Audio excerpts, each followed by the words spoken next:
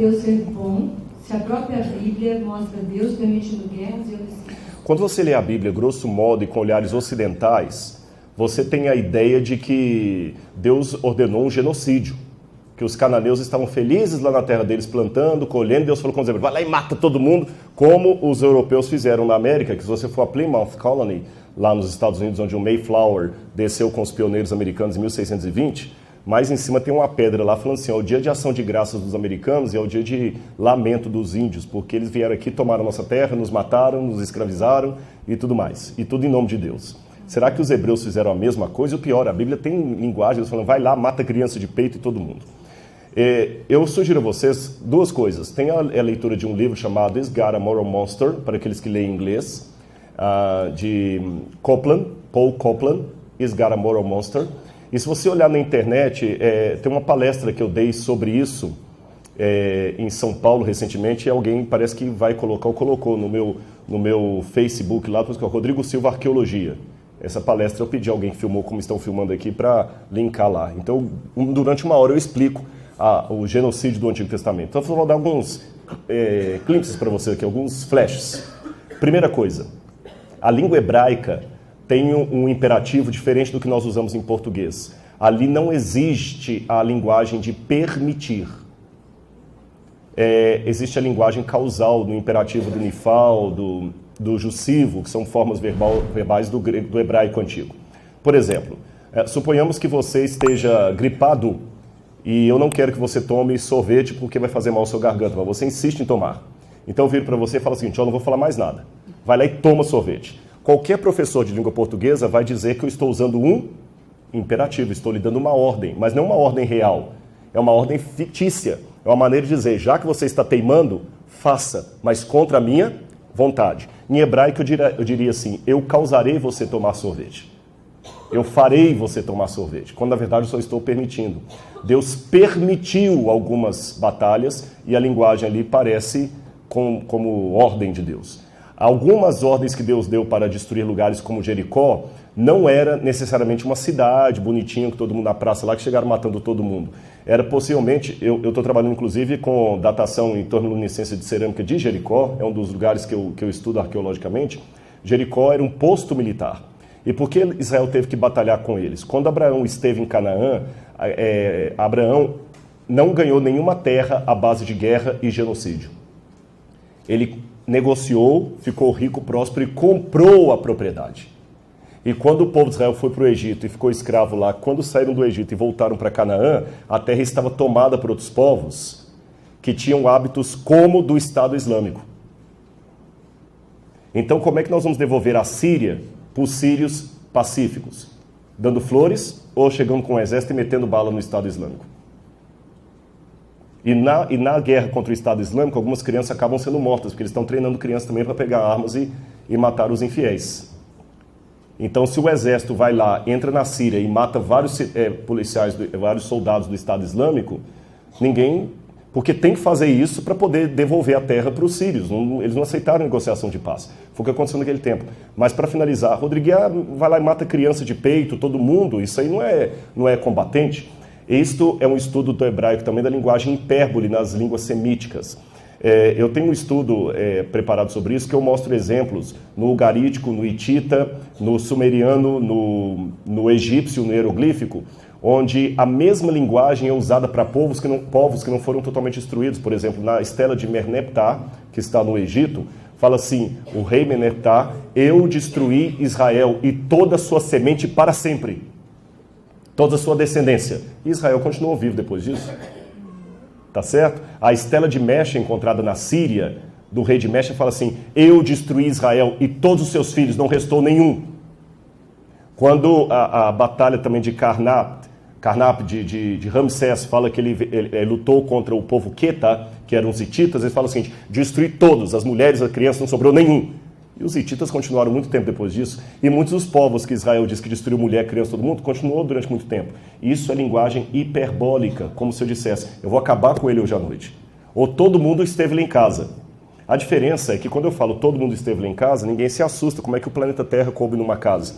Não é porque vocês estão falando português, mas se as minhas palavras virassem Bíblia, daqui a 2000 anos, alguém ia estar quebrando a cabeça. Como é que pode o mundo inteiro caber na casa do Rodrigo? Ou como é que um morto se cansa? Porque ele iniciou falando, estou morto de cansado. Apenas uma parcela para vocês entenderem assim. Ok. Vamos para a próxima. Acho interessante quando você fala sobre os indícios da existência de Deus. Porém, acho inválido atrelar somente a Bíblia, desconsiderando as demais religiões. Eu concordo com parte da observação. Por que eu, entre aspas, desconsiderei as demais religiões? Eu tinha apenas 1 hora e 15 minutos, e fui britânico, para falar sobre um assunto, e nós temos que fazer um recorte. Você sabe, quando você faz uma tese de mestrado, doutorado, você não pode falar de uma floresta inteira, você tem que fazer um recorte do tema. Talvez o que faltou na minha palestra, eu deveria ter deixado isso claro, é a metodologia que eu iria usar, por isso eu agradeço a observação, e as delimitações da palestra. Então eu falei dentro de um viés ocidental, histórico, bíblico cristão, porque nós estamos com a maioria bíblica cristã. Se eu estivesse falando de uma outra temática, eu falaria Deus nas versões. Agora também é importante estabelecer algo a respeito dessa palestra. Em momento algum da palestra foi o meu objetivo argumentar a favor da veracidade bíblica ou da historicidade bíblica. Eu precisaria de outra temática, outro ambiente. Eu só advoguei a logicidade, a lógica da existência de um Deus que, por tabela, coincide com as descrições bíblicas de Deus. O único ponto que eu usei a Bíblia para quebra de gelo foi para corrigir a mentalidade que muitos têm do tipo de fé que a Bíblia incentiva, que muitos pensam que a fé incentiva uma fé, que a Bíblia incentiva uma fé cega, uma fé anti-intelectual, uma fé anti-universitária, uma fé anti-evidência. Então, para corrigir essa distorção, eu apresentei o que a Bíblia fala de fé e que não é aquilo que as pessoas pensam. Por isso que eu fiz o recorte dentro da Bíblia. Para finalizar a resposta a essa pergunta, eu devo dizer que, pela minha crença, eu acredito que a Igreja de Deus é maior do que a minha igreja, ou a religião de Deus é maior do que a minha religião. Porque ela é constituída de pessoas de todas as religiões e quem não está em religião nenhuma. O céu para o qual eu acho que vou, cabe Betinho. Lembra que eu mencionei Betinho para vocês? O céu para o qual eu acho que vou, cabe muitas pessoas que não são da minha religião e algumas pessoas que nem são religiosas. Porque eu fico, às vezes, em dúvida se uma pessoa realmente ele desacredita de Deus ou da caricatura de Deus que apresentaram para ele. Agora, disto posto, seria um contrassenso, pegando a lógica aristotélica, dizer que uma coisa pode ser e não ser ao mesmo tempo. Não tem como uma coisa ser azul e amarelo ao mesmo tempo. Ou ela é azul ou ela é amarelo. Então, não pode existir 1000 verdades. Não pode existir 1000 verdades. O primeiro ponto que eu trabalho com as pessoas geralmente é o seguinte: existe espaço para falar de fé e razão na academia. Depois que nós esgotamos essa temática, eu trabalho o segundo ponto. Existe espaço para acreditar na possibilidade da existência de um Deus.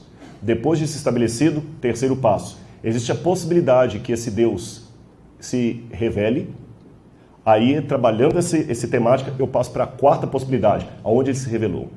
Seria a Bíblia um canal de revelação de Deus? Mas eu não posso acreditar, embora eu acredite que Deus é acima daquilo que eu acredito, porque ele trabalha com pessoas no código de valores que elas estão, eles a atingem onde elas estão, eu não posso acreditar que tudo seja verdadeiro, senão eu crio uma anarquia intelectual na minha cabeça.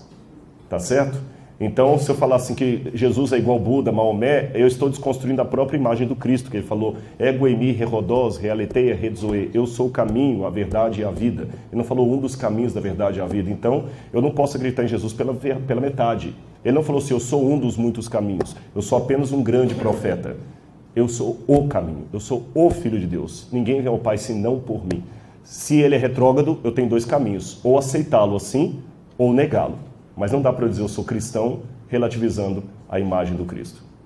Embora eu repito, Deus tem filhos em todas as religiões e nas não religiões do mundo.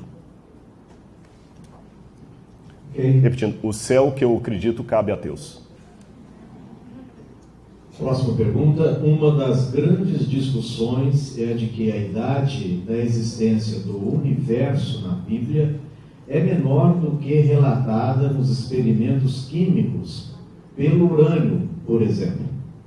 É possível na Bíblia existir uma lacuna em Gênesis 1? Bem, a pergunta no começo seria mais para um cosmólogo, né? Um geólogo. Não é muito a minha linha de investigação, a idade do universo. Geralmente se dizem que o universo tem, se não me engano, 7 ponto alguma coisa bilhões de anos, né? E é incompatível com o relato bíblico? Não, necessariamente. Alguns teólogos pensam. Tem teólogos que acreditam no universo recente, que Deus criou o universo há 6.000 anos. Eu, particularmente, não creio que o universo tem 6.000 anos. O universo pode ter uma idade muito maior do que isso. No princípio, criou Deus os céus e a terra. Bereshit bara Elohim hashamai haaretz. Pronto. E aí? Depois disso, Deus criou o planeta com sua vida e tudo mais, muito tempo depois. O próprio Einstein dizia que o tempo é uma ilusão. Né? A gente está pensando no tempo aqui no nosso, o tempo dobra. Então, assim, eu digo para você o seguinte, é um mistério. A Bíblia traz uma narrativa de como Deus criou, mas é uma narrativa não conclusiva no sentido... Eu acredito na historicidade da Bíblia, mas eu não vou dizer assim que a Bíblia quis dar todos os detalhes científicos ao pé da letra. Por quê? Porque, em primeiro lugar, a Bíblia é uma linguagem humana, e a linguagem humana é imprecisa para descrever a realidade. Haja vista que os físicos até hoje chamam de átomo o que não é átomo, porque ele é divisível. A gente fala de tempo o que não é tempo, porque aí você já mostrou que o tempo é uma ilusão. O tempo é uma ilusão, o tempo é relativo, o tempo pode dobrar. E a gente ainda fica, mesmo os cientistas ainda falam tempo, medem anos-luz e outras coisas mais. Então, nós falamos de pôr do sol e nascer do sol, quando todo mundo sabe que o sol não se põe nem se nasce. É uma figura de linguagem. Se mesmo a nossa linguagem acadêmica não é precisa, por que eu vou exigir isso da Bíblia? Eu diria que o autor bíblico é como um índio que saiu do mato e foi colocado no centro de Uberlândia. E ele andou por Uberlândia, foi ao aeroporto, viu o avião, viu... Aqui tem metrô? Não.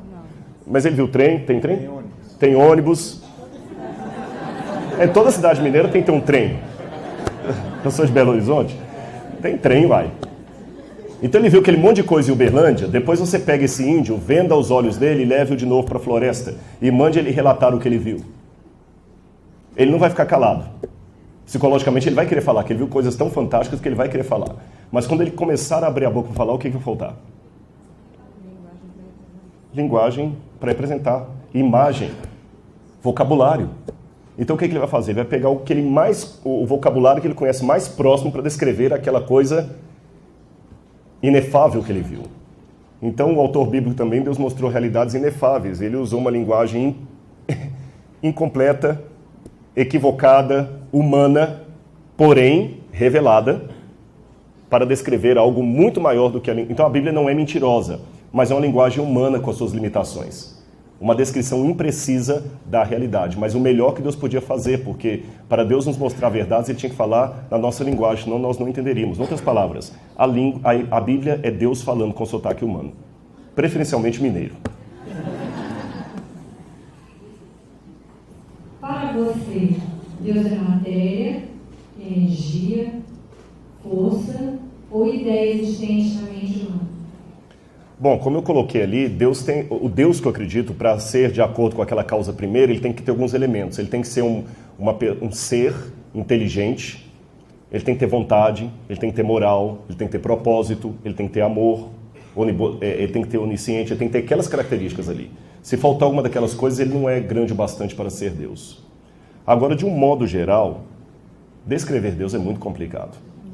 São Tomás de Aquino chegava a dizer que a teologia só falou do que Deus não é, porque o que Deus é ninguém sabe. Em essência, a nossa linguagem não consegue se apropriar de Deus. O cristianismo fala que Deus é uma trindade, mas esse 3 da trindade não é o 3 da matemática, porque o 3 da matemática eu posso acrescentar 1 e vira 4. Eu posso tirar 1 e vira 2. Deus não tem acréscimo, nem... Deus é um ser cujo centro está em toda parte e a periferia não está em parte alguma. A Bíblia fala que Deus ama, eu amo, mas Deus não ama como eu amo. A Bíblia fala que Deus é amor, eu não sou amor. Então eu prefiro dizer que Deus é um ser que, se Ele não se revelar, eu não posso compreendê-lo, de tão grandioso que Ele é. Só que, para que vocês entendam esse processo da revelação de Deus, imagine que, ao eu dar a minha palestra aqui, houvesse um holofote com muitos watts de potência atrás de mim, uma grande luz atrás de mim. Vocês não aguentariam me olhar. O que vocês iam pedir? Desliga a luz que está atrás, para a gente poder conseguir ver o seu rosto. Deus, para criar todo o cosmos, tem que ter uma glória tão grandiosa, tão grandiosa, tão grandiosa, que a única maneira dele ficar visível é se ele se esconder. Entende o que eu quero dizer? Ele tem que apagar a luz dele. Por isso que Lutero dizia que os homens usam uma máscara para se esconder. Deus é o contrário. Deus usa uma máscara para se revelar. A maneira de Deus se mostrar é se ocultando. Por isso que ele parece tão pequeno às vezes. Por isso que ele é passível de ser rejeitado. Um homem tinha um aquário uma vez, que encontrei esse é Philip Yancey, e ele, quando ia colocar água para os peixes fugiam dele. Ele ia trocar água, os peixes fugiam. Ele ia jogar ração, os peixes fugiam. Um dia ele falou, puxa vida, como é que eu faço para esses peixes verem que eu quero o bem deles, que eu os amo? O amigo falou assim, mas você não percebeu, você é muito grande para os peixes, você parece um deus, por isso que eles correm. Só tem um jeito, se você se tornar um peixe e entrar no aquário. Aí eles vão te entender, não vão ter medo, mas também podem te rejeitar. Foi isso que Deus fez quando ele se tornou carne e habitou entre nós, na pessoa de Jesus Cristo. Por isso que ele ficou tão pequeno que as pessoas o rejeitam.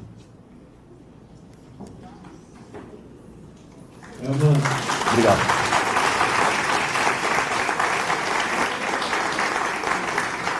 Uma pergunta legalmente relacionada com o que foi feito, mas eu acho que ela tem uma outra conotação, uma outra área de exploração, vamos fazê-la.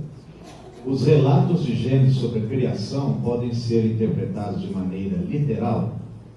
A revelação natural de Deus tem a mesma importância que a revelação bíblica? Eu acredito que não, mas eu deveria ter mais tempo para desenvolver o assunto.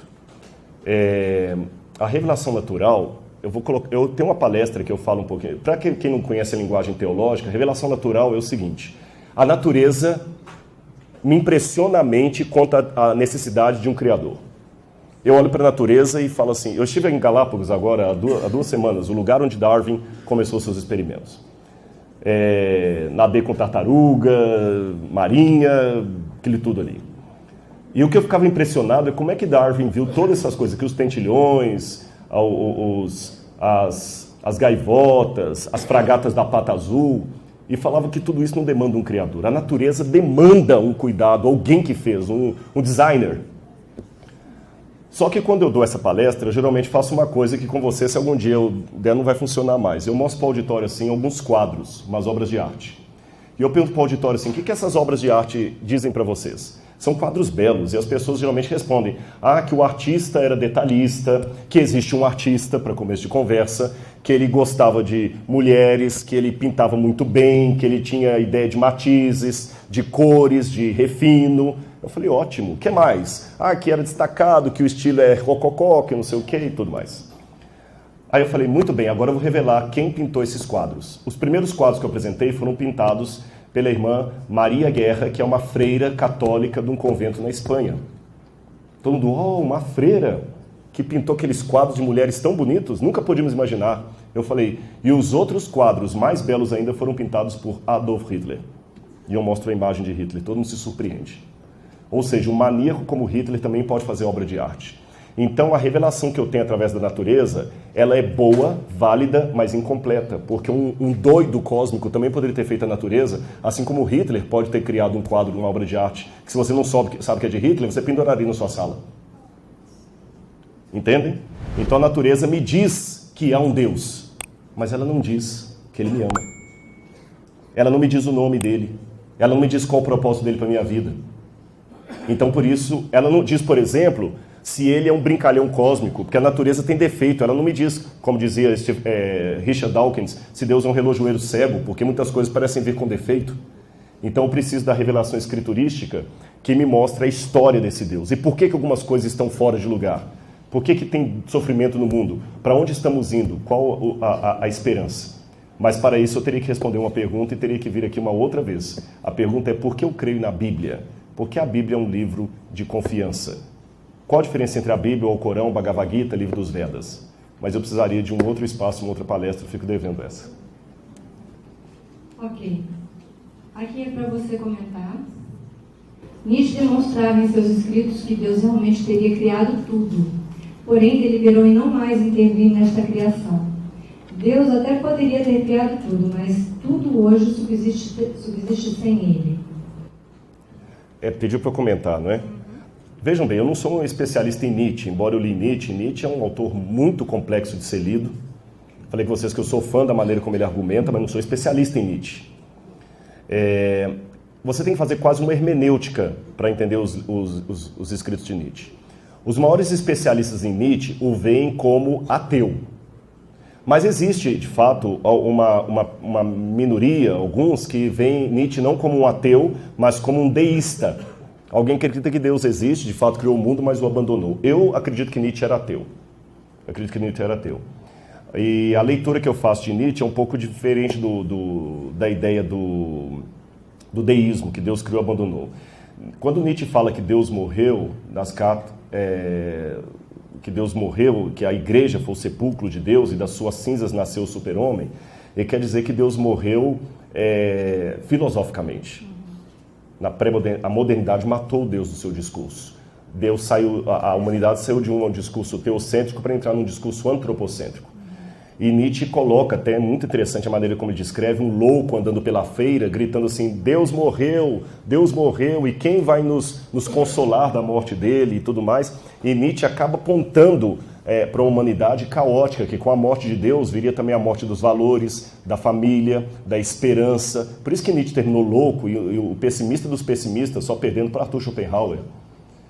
E Nietzsche, sem querer, fez às vezes de profeta, porque ele acabou anunciando que estava por chegar, que era a Segunda Guerra Mundial, a Primeira e Segunda Guerra Mundial, a destruição de Nagasaki e Hiroshima, a perda de confiança na ciência, que veio o ciclo de Viena, e a situação que estamos hoje, onde os valores morais falei com vocês, estão mortos, ninguém acredita em mais nada, tudo é permitido, ao mesmo tempo que fala tanto intolerância, nada é errado, tudo é certo e assim por diante. Então, minha visão de Nietzsche é de um Nietzsche ateu e não de um Nietzsche deísta.